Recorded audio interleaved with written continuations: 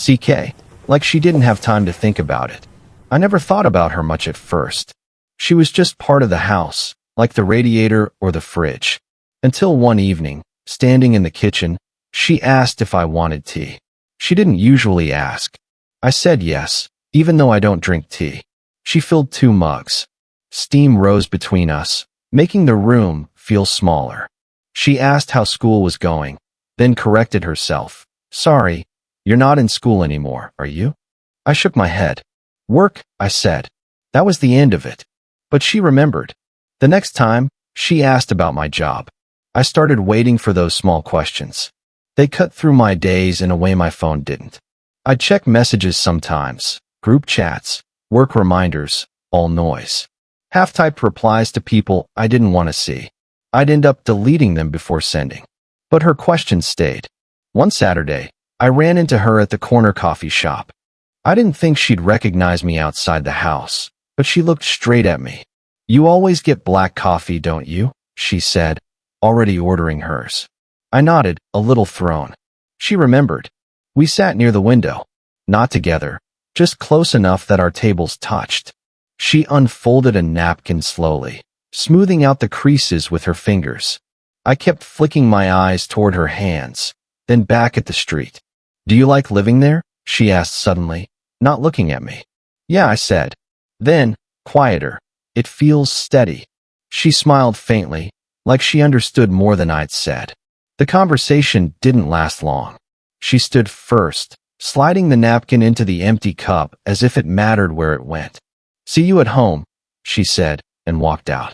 The glass door swung behind her, and I felt the weight of the empty seat beside me. That night, I couldn't sleep. I stared at the ceiling, the faint creak of her footsteps above me. I thought about her smoothing out that napkin, the small concentration in her fingers. I almost texted her something, a thank you for the coffee, or a joke about how she caught me off guard. I typed it twice, deleted it twice, left the screen dark beside me. The next morning, when I came out to the kitchen, she was already there, leaning against the counter with her mug. She didn't look up at first, just stirred her tea slowly. Then she said, without turning, "This house feels too quiet sometimes." I didn't know what to say, so I poured coffee into the chipped mug I always used, sat at the table, and waited. She finally looked at me, like she was testing something, and asked, "Do you ever feel like that?" Her eyes lingered on me longer than usual, and I knew it wasn't just small talk. I nodded once, slowly, and that was the first time the silence between us felt heavier than the words. The house had a way of holding sound too long. Cups clinking in the sink seemed to echo down the hallway. Footsteps lingered after they'd stopped. Maybe that's why her words stayed with me more than they should have. One evening, she asked if I could help her bring boxes down from the attic. I followed her up the narrow staircase, ducking under low beams. She walked ahead, careful, steady. I noticed she slowed her steps when the stairs creaked, like she knew exactly where the soft spots were. We carried down a box each. Dust clung to our clothes, the smell of old paper sharp in the air. She opened one, pulled out a framed picture. A man, smiling, arm around her. "My ex," she said too quickly. Then she put it back before I could react. I should have thrown these out years ago. I didn't know what to say. My hands gripped the box tighter, and I set it down slower than I needed to. When she looked at me, there was a trace of embarrassment, but not shame. More like she had let something slip and couldn't take it back. Later, in the kitchen, she poured tea and slid one mug across the counter toward me. We didn't usually sit at the same time, but she did that night. "He left when my son went to college," she said, staring at the steam. House felt too big after that. I nodded. "Guess it's not so empty now." She gave a small smile, though her fingers tapped the side of her mug like she wasn't sure if she should have told me that much. I kept thinking about her son, close to my age. Maybe even my age exactly. The thoughts sat heavy, reminding me of why this felt different, why it shouldn't feel anything at all. But then, sitting across from her, I imagined things I shouldn't. Dinners where the silence didn't feel strange, mornings where the smell of tea and coffee wasn't temporary. I told myself it was only loneliness filling in the blanks. Still, when she shifted in her chair and her knee brushed mine under the table, my chest tightened. She didn't move back right away. "You don't talk much," she said softly. "Neither do you," I answered. She looked at me then, not with curiosity, but with something steadier, like she wanted to know how far I'd go if she gave me the chance. The kettle clicked off in the background, but neither of us got up. I don't remember how the conversation ended. Only that when I stood to leave, she touched my arm, just lightly, as though she needed balance, or maybe just an excuse. It was nothing. It should have been nothing. But I don't know why that moment stayed with me. Maybe because it felt like someone finally saw me. The kitchen light flickered once, then steadied. I was leaning against the counter, waiting for the kettle to boil. She walked in, barefoot, holding her phone like she'd just put it down mid-call.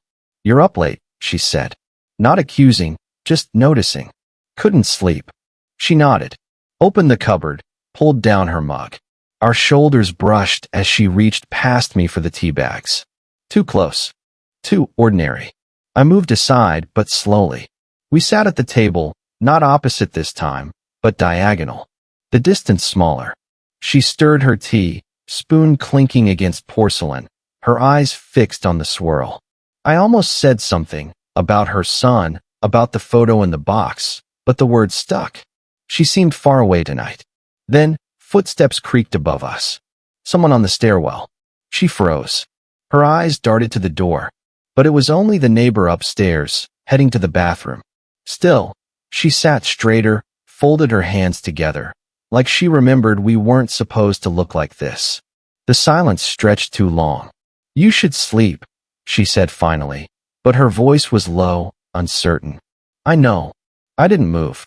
Her hand rested on the table. I watched the way her fingers curled slightly, then flattened, like she was deciding whether to stay or pull back. I wanted to reach across, just place mine over hers. Too simple, too dangerous. The clock ticked. 1 second, then another. She looked at me. Really looked. My chest tightened. And then, the back door creaked open. Cold air drifted in. It was just the wind pushing it loose, but the spell broke. She stood quickly, crossing the kitchen, closing the latch harder than necessary. When she turned back, she smiled, but it wasn't steady. "House is drafty." I nodded. Tried to smile, too, but it felt wrong on my face. We lingered another minute. She rinsed her mug, though it wasn't empty. I stood, finally. "Good night," I said. Her eyes flicked to mine, then down. "Good night." I walked toward my room. At the doorway, I hesitated. Turned slightly.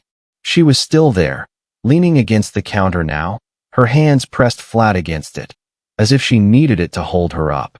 She looked like she wanted to say something. Or maybe I only wanted her to. I almost asked.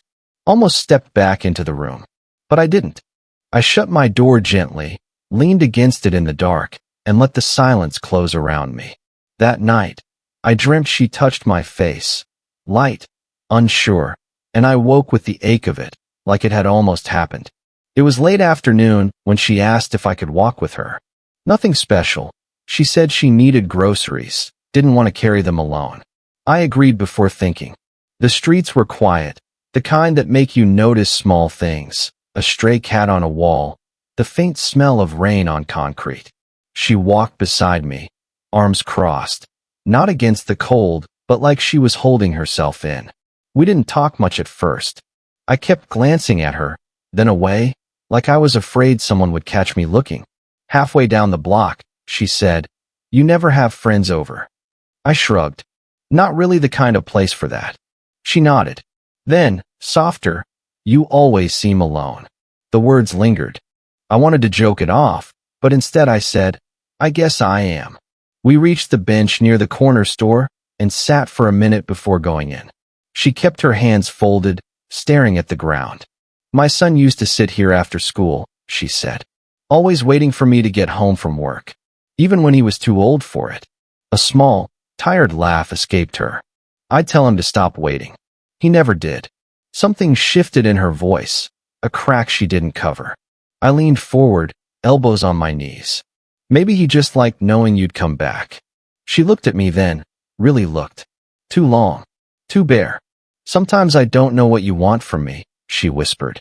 The words hit harder than I expected. I opened my mouth, then closed it. My pulse in my throat. I started. Stopped. Tried again. I don't want anything. Just this. Just. My hand twitched against my leg, like it wanted to move toward her, but didn't. She turned her face away, watching a car crawl past. Her jaw tightened. It's dangerous, you know. I know. My voice came out low, almost breaking. But I can't stop thinking about. I caught myself. Bit down on the rest. Her breath caught. Sharp. And for a second the air between us felt like it might collapse. She rubbed her palms together, restless, then pressed them flat against her thighs. The silence was heavy. A confession without the words. We sat like that until the streetlight buzzed on above us. She finally stood, smoothing her coat, as if that could erase what just hung there. Come on, she said, her voice steadier now. Groceries. But before she stepped away, she looked back at me. Her lips parted, like she wanted to ask something. Or maybe she was waiting for me to. Neither of us said it. Not yet. After that walk, something shifted. Not in the way I expected. She was quieter. Not the comfortable quiet we'd found before. A new kind. Careful. Pulled in. For 2 nights, I barely saw her. Her car left earlier in the morning, returned later at night. No kettle, no tea. Just the faint slam of doors upstairs. By the 3rd night, I started telling myself I'd imagined it all. The bench, her voice breaking, the way she'd almost said something. Maybe it was just loneliness, dressed up as something else. Still, when I heard her footsteps in the kitchen, I went out. She was at the counter, scrolling through her phone, already half turned away. Hey, I said. She didn't look up right away. When she did, her smile felt forced. Long day. Sorry. I'm just tired. I nodded. Yeah, me too. She poured water into the kettle, but didn't ask if I wanted any. That night, I sat in my room staring at my phone. I typed a message. Did I do something wrong? Deleted it. Typed again. We should talk. Deleted that, too. Left the screen blank. The silence heavier than words. The next morning, a package sat by the door. Addressed to her son. I picked it up, knocked once, then froze. Heard movement inside her room. Decided against it. Left the box on the mat. By evening, she was gone again. A note stuck to the fridge. Out for dinner. Don't wait up. The handwriting was hurried. Not hers, not really. I ended up walking to the corner store, sitting on the same bench where we'd talked. The air was colder this time. I kept expecting to see her walk up, the way she had before. But the seat stayed empty. Somewhere between hope and confusion, I caught myself rehearsing explanations. Maybe her ex called. Maybe her son was visiting. Maybe she just realized what this was, or what it could look like. Back at the house, her light was still off. I lay in bed, thinking about the way she had said dangerous. Not as a warning, more like a reminder to herself. I wanted to knock on her door. Just once. Ask. But I didn't. Instead, I sat on the edge of my bed, phone in hand, typing slowly. I don't know what you want me to do. The words glowed on the screen, pale in the dark. My thumb hovered over send. I didn't send it. I didn't feel heartbroken. I felt paused, like life forgot to finish the sentence. The house was still when I came back that night. Her car was already in the driveway. Lights on in the kitchen, but no sound.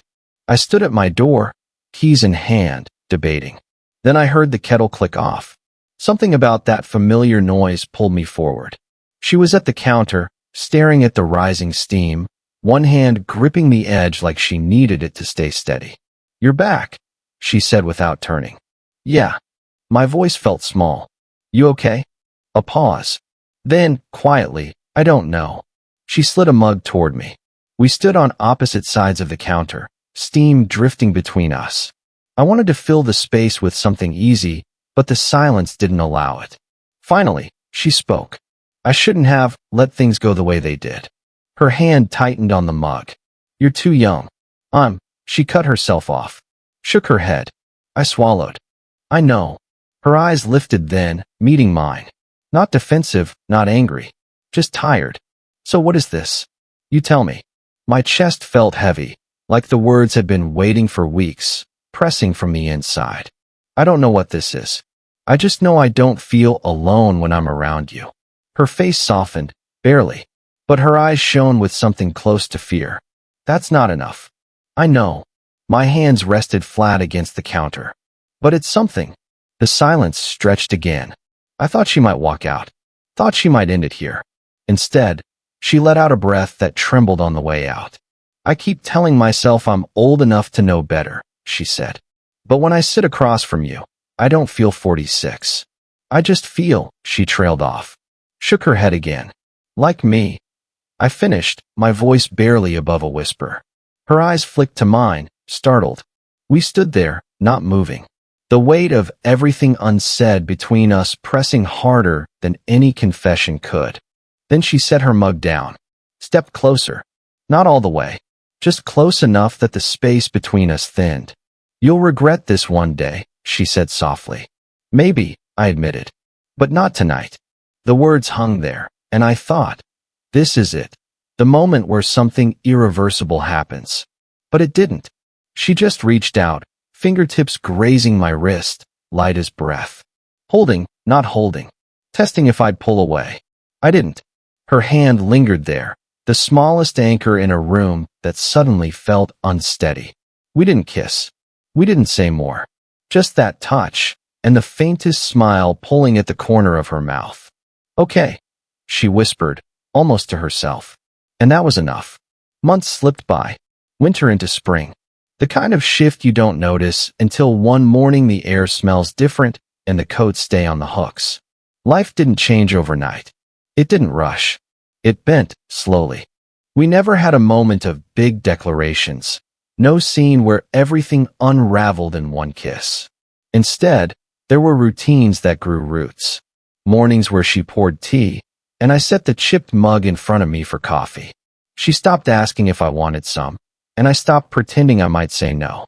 Afternoons where I'd catch her on the porch, book in her lap, sun slipping across her face. I'd sit nearby, not close enough to crowd her, not far enough to feel apart. We'd talk about small things, the neighbor's dog, a new tenant upstairs, how the grocery store always ran out of eggs too early. The kind of talk that sounded like nothing but meant more than silence. Sometimes, on weekends, we walked to that same corner bench. The one where she once told me about her son waiting for her.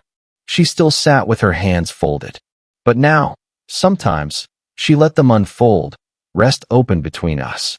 Sometimes, mine rested close enough to brush against hers. It wasn't love in the way movies show it. It was quieter, earned in glances, in patience, in being steady when the house felt too empty. I still caught myself hesitating, half-typed texts, doors I almost knocked on, words I almost said. But less often now, because she was there. I was there. That was enough. One morning, at 8:47 a.m. exactly, she handed me a thermos before I left for work. Black coffee, she said, like she'd been waiting for me to notice the time. Her smile lingered when I did. At night, when the house settled and the radiator gave its tired cough, I'd hear her footsteps above me. Familiar now, not haunting. I'd lie there and think about how far we'd come, from silence that felt like walls to silence that felt like rest. She never called it love. Neither did I. We didn't need to.